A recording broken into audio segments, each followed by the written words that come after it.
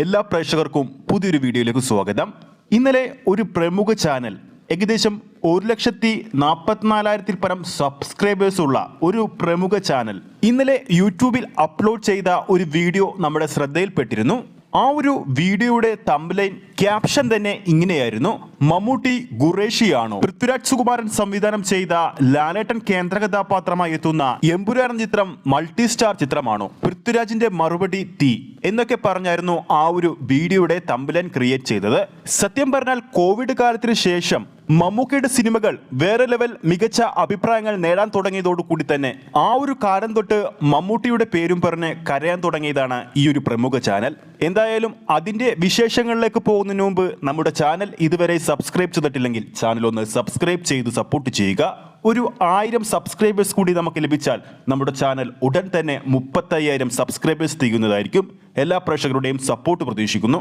അപ്പോൾ നമ്മൾ പറഞ്ഞു വന്ന ആ ഒരു യൂട്യൂബിലെ പ്രമുഖ ചാനലിന്റെ അപ്ഡേറ്റുകൾ പ്രകാരം എമ്പുരാൻ സിനിമയുടെ ഭാഗത്തു നിന്നും പുറത്തു വന്ന ടീസറിന് ഗംഭീര ഹൈപ്പും ഗംഭീര പ്രതികരണം നേടിയപ്പോൾ ഇതൊരു മലയാള ചിത്രത്തിന്റെ ടീസറാണോ എന്നൊക്കെ അഭിപ്രായങ്ങൾ വന്നപ്പോൾ തന്നെ ആ ഒരു പ്രമുഖ ചാനലിന്റെ അപ്ഡേറ്റുകൾ പ്രകാരം മമ്മൂട്ടി ഫാൻസുകാർ എങ്ങനെയെങ്കിലും മമ്മൂക്കയെ എമ്പുരാനിലേക്ക് കുത്തിക്കയറ്റാൻ ശ്രമിക്കുന്നു എന്നാണ് ഈ ഒരു പ്രമുഖ ചാനൽ വാദിക്കുന്നത്. എന്നാൽ ആ ഒരു പ്രമുഖ ചാനലിനോട് നമുക്ക് വീണ്ടും വീണ്ടും പറയാനുള്ളത് ഒരേ ഒരു കാര്യം തന്നെയാണ്: മമ്മൂട്ടി എന്ന താരത്തിനും മമ്മൂട്ടി എന്ന നടനും അതിന്റെ ഒരു ആവശ്യവുമില്ല. ഒന്നോർക്കുക, ഇവിടെ ലാലേട്ടനെ താഴ്ത്തി പറഞ്ഞതല്ല.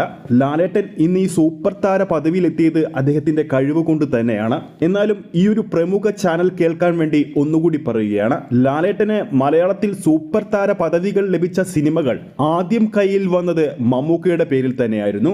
ഇരുവരുടെയും തുടക്കത്തിൽ പോലും അന്നത്തെ പ്രമുഖ സംവിധായകരുടെ ആദ്യ ഓപ്ഷൻ മമ്മൂട്ടി തന്നെയായിരുന്നു. അതുകൊണ്ട് തന്നെയാണല്ലോ ഈ ചിത്രങ്ങളൊക്കെ ആദ്യം മമ്മൂക്കയുടെ കയ്യിൽ തന്നെ എത്തിയത്. എന്നാൽ അദ്ദേഹത്തിന്റെ തിരക്കുകൾ കൊണ്ട് അന്ന് ആ ചിത്രങ്ങൾ ലാലേട്ടൻ ചെയ്യേണ്ടി വന്നു. ഇവിടെ ഈ ഒരു വീഡിയോയിൽ ഞാൻ ലാലേട്ടനെ താഴ്ത്തിക്കെട്ടാൻ ശ്രമിക്കുകയല്ല. ഇതുപോലെ കരഞ്ഞുകൊണ്ട് ഓരോ ദിവസവും മമ്മൂക്കയെ കുത്തിപ്പറയുന്ന ഈ ഒരു പ്രമുഖ ചാനലിന്റെ അഭിപ്രായത്തോടുള്ള എന്റെ വ്യത്യാസം മാത്രമാണ് ഈ ഒരു വീഡിയോയിലൂടെ നമ്മുടെ പ്രേക്ഷകരിലേക്ക് എത്തിക്കുന്നത്. നമ്മുടെ പ്രേക്ഷകർക്കെല്ലാം അറിയുന്ന കാര്യമാണ്, അമ്മാവൻ റോളിലും അപ്പുപ്പൻ റോളിലും ഒന്നും മമ്മൂക്കയെ കിട്ടില്ല. അതൊക്കെ ചിലർക്ക് മാത്രം പറഞ്ഞിട്ടുള്ള കാര്യമാണ്. ഇവിടുത്തെ ചില പ്രമുഖ താരങ്ങൾ അവർ അന്യഭാഷയിൽ പോയി അപ്പുപ്പനായും അമ്മാവനായും ഒക്കെ നിറഞ്ഞാടും, കയ്യടി നേടും. പക്ഷേ അന്യഭാഷയിൽ പോയാലും മലയാളത്തിൽ അഭിനയിച്ചാലും മമ്മൂട്ടി എന്ന നടൻ നായകനായി തന്നെ അഭിനയിക്കുകയുള്ളൂ. അത് അദ്ദേഹത്തിന്റെ കോൺഫിഡൻസ് ആണ്.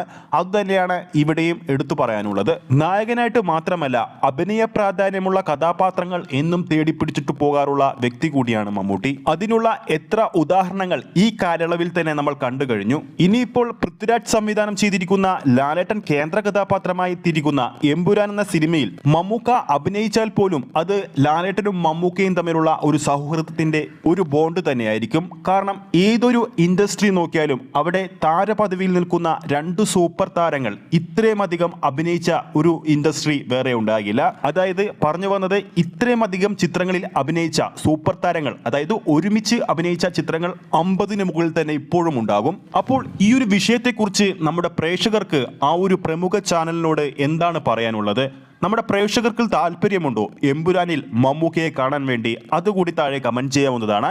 ഈ ഒരു വീഡിയോ ഇഷ്ടപ്പെട്ടിട്ടുണ്ടെങ്കിൽ വീഡിയോ ലൈക്ക് ചെയ്യാനും ചാനൽ സബ്സ്ക്രൈബ് ചെയ്യുന്ന കാര്യം കൂടി പരിഗണിക്കുക.